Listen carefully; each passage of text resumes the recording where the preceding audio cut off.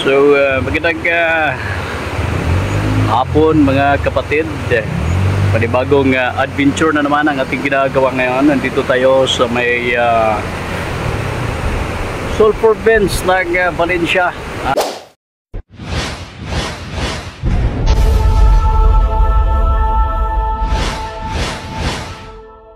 Panibagong hanging bridge itong ating kinalalagyan ngayon. Pwede kang maglakad dito. Ito gamit itong hanging bridge na ito, guys. Alright, so samahan nyo kami sa aming pag-iikot ngayong araw. Sa mga di pa nakapag-subscribe, please subscribe naman po sa YouTube channel ay Jim5 TV. Lakad Valencia ng Negros Oriental tayo ngayon, kasama ang True Vision channel. Shout out, paki-support sa True Vision channel at saka ang page ni Marites Bailon at Ilmore Bailon. Alright, so anyayahan mo yung mga viewers at followers mo, idol. Salamat sa pagsuporta sa aking friend channel. At sana suportahan nyo kami sa aming pag-vlog ngayon. Sana makakuha kayo ng magandang future adventure.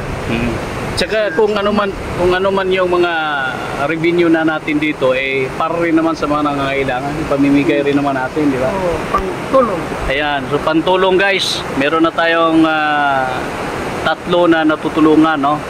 Hindi pa kami sumasaho dito, pero ginagawa na namin. So mas lalo na pag nasuportahan nyo, at sana naman ay magkakaroon pa tayo ng magandang resulta dito para sa mga nangangailangan. Meron tayong tinatawag na tutulungan, yung isang blind, no? Kailangan patulungan yon, at marami pang iba, guys. Okay, so samahan nyo kami sa aming lakad ngayong araw.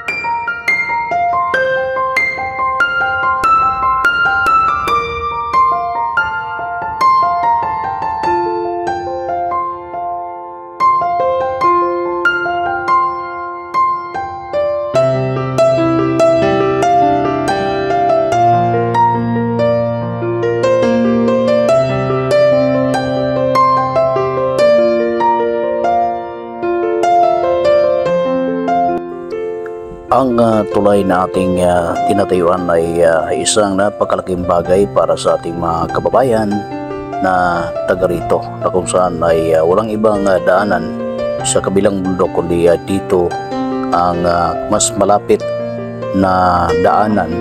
Kaya napakalaking bagay ito na hindi sila delikado kapag may pagbaha, no?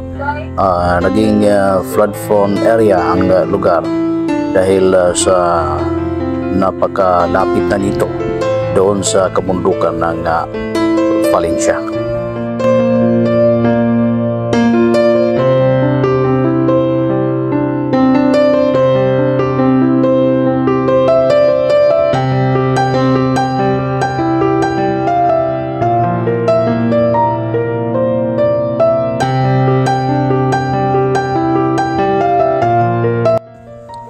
Ang Municipality of Valencia ay isa sa mga tourist destination ng Negros Oriental. Dahil dito, dumarami yung mga tao, lalong-lalo na sa weekends, no? Ang lugar na ito ay puno ng mga spots, tourist spots, mula doon sa unahan pang banda.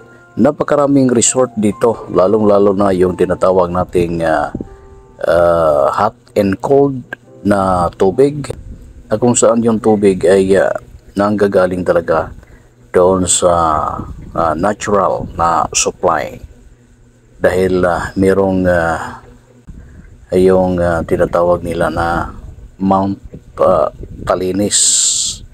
Kaya napakaganda ang supply ng tubig dito guys.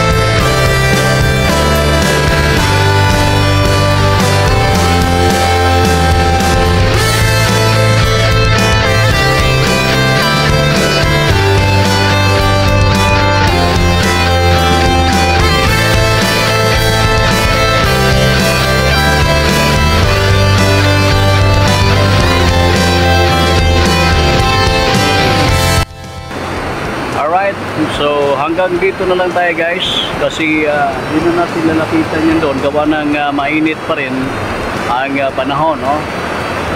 Maraming salamat, kita rin naman natin mula rito. So hanggang sa muli, panibagong content at lakad na naman at ipapakita sa inyo. Sa mga di pa nakapag-subscribe, please subscribe naman po sa ating YouTube channel, ang Jim 5 TV.